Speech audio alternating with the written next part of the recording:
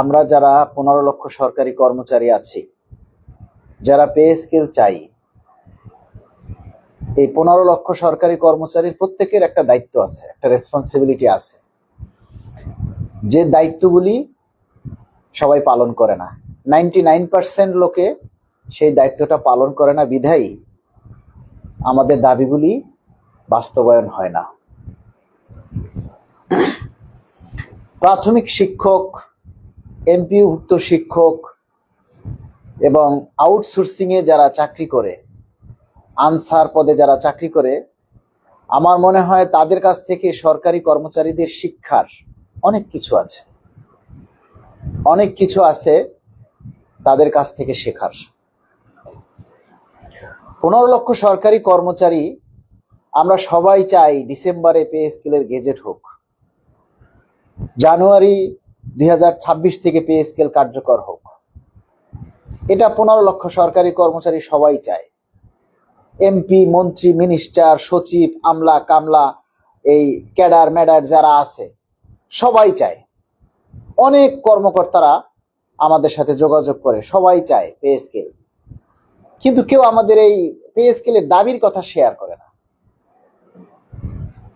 খুব লজ্জা লাগে যে আমরা এমন একটা জাতি, আমরা পেতে চাই কিন্তু কিছু দিতে চাই না। আমরা সবাই ঘরে শুয়ে শুয়ে আকাশের চাঁদ দেখতে চাই, কিন্তু ঘরে যেখানে শোয় তার উপরে যে একটা ছাদ আছে, সে ছাদ ভেদ করে আকাশের চাঁদ দেখা যায় না। আকাশের চাঁদ দেখতে গেলে তাকে ঘর থেকে হেঁটে হয় বাহিরে যেতে হবে, নতুবা ছাদে উঠতে হবে, তারপরে তাকে আকাশের চাঁদ দেখতে হবে।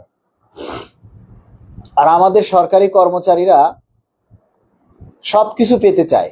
35,000 টাকা স্কেল চায়, 10,000 টাকা মেডিকেল ভাতা চায়, আরো অনেক কিছু চায়, ওই ঘরে শুয়ে শুয়ে।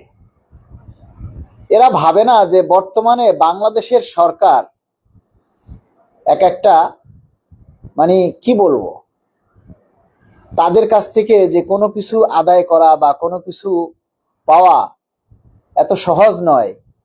এটা তারা জানেন, এটা তারা বোঝে না, মানতেই চায় না। আমার অফিসের অনেক কর্মচারী আছে, তারা বলে পে স্কেল দিলে এমনিই পাবো, কিসের আন্দোলন।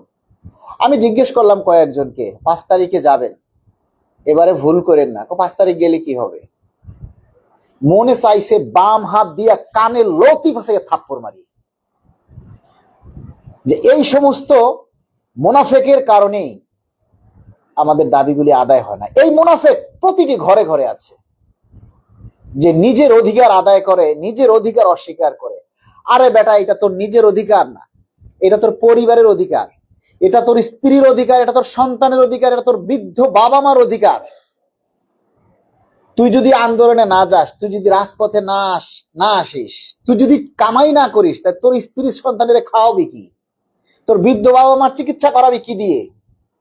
চুরি করবি না অবৈধ টাকার ঘুষ খাবি, নাকি ফাইল আটকাইয়া মানুষের কাছ থেকে টাকা কামাবি?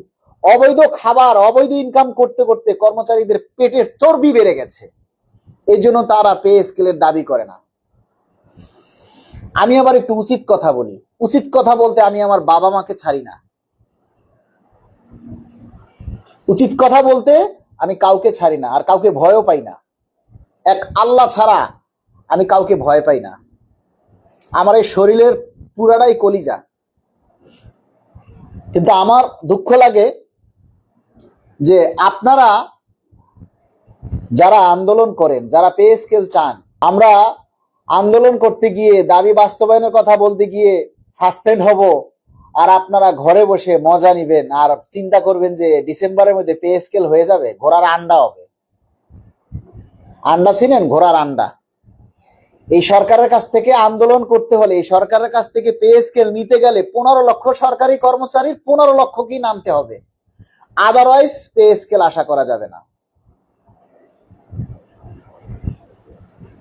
আগামী 5ই ডিসেম্বর আপনাদের উপস্থিতি প্রমাণ করবে আপনারা পে স্কেল পাবেন কি পাবেন না। আমার কথাটা অনেকের কাছে ভালো লাগবে না, তিতা লাগবে, কিন্তু এটাই বাস্তব। পে স্কেল আদায় করা এত সহজ না। সবাই যার যার স্বার্থ নিয়ে ব্যস্ত, প্রত্যেকে যার যার স্বার্থ নিয়ে ব্যস্ত। এই যে প্রাথমিক শিক্ষকরা তাদের গ্রেড পরিবর্তন নিয়ে ব্যস্ত। এই সরকারের কাছে প্রাথমিক শিক্ষক 4 লাখ যদি সব মারা যায়, তারপরও এই সরকার গ্রেড দিবে না। ওই পরবর্তী সরকারের উপরে ঠ্যাংটানা দিয়ে ছেড়ে দিবে, তারা আইসা দিবে। আরে বেটা, এই মুহূর্তে গ্রেড পরিবর্তনের আন্দোলন না করে পে স্কেল নিয়ে নাম। পে স্কেলের আন্দোলন নিয়ে এক দফায় 4 লক্ষ শিক্ষক পে স্কেলের আন্দোলন নিয়ে শহীদ মিনারে আয়, তাহলে দেখবি পে স্কেল আদায় হবে। ও গ্রেড দিয়ে কি হবে? গ্রেড পরিবর্তন হলে কয় টাকা বাড়বে? 10 টাকা। 10 টাকা বাড়বে, নাহলে 20 টাকা বাড়বে। এই যারা 10% উচ্চতর গ্রেড পাইছে 16 বছর পর, 10 বছর পর উচ্চতর গ্রেড পাইছে, আমার সাথের কলিগরা 10 বছর পরে উচ্চতর গ্রেড পাইছে, তার বাড়ছে 20 টাকা। তার 20 টাকা বাড়ছে উচ্চতর গ্রেড দিয়া। তাহলে আপনার গ্রেড পরিবর্তন হলে কয় টাকা বাড়বে? এরকমই বাড়বে। আপনি 13তম গ্রেড থেকে 11তম গ্রেডে আসবেন। 13তম গ্রেডে যে মানে যে বেসিকটা, সেটা আপনি 11তম গ্রেড অলরেডি অনেক আগে পার করে ফেলছেন। আরে আপনি গ্রেডের আন্দোলন তো নির্বাচিত সরকার আসলেও করতে পারবেন, কিন্তু নির্বাচিত সরকার এসে কি আপনাকে পে স্কেল দিবে?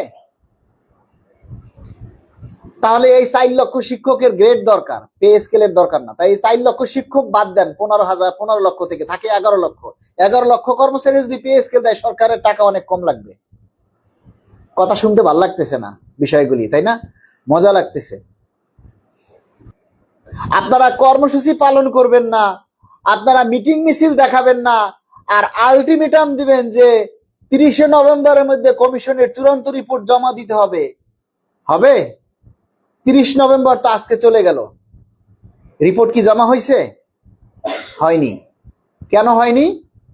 আমরা সেই আন্দোলন দেখাতে পারিনি। আমরা এই আন্দোলন সারা দেশ থেকে দেখাতে পারিনি ভাই। আমার এই কথাগুলি আপনাদের কাছে অনেকেরই খারাপ লাগবে।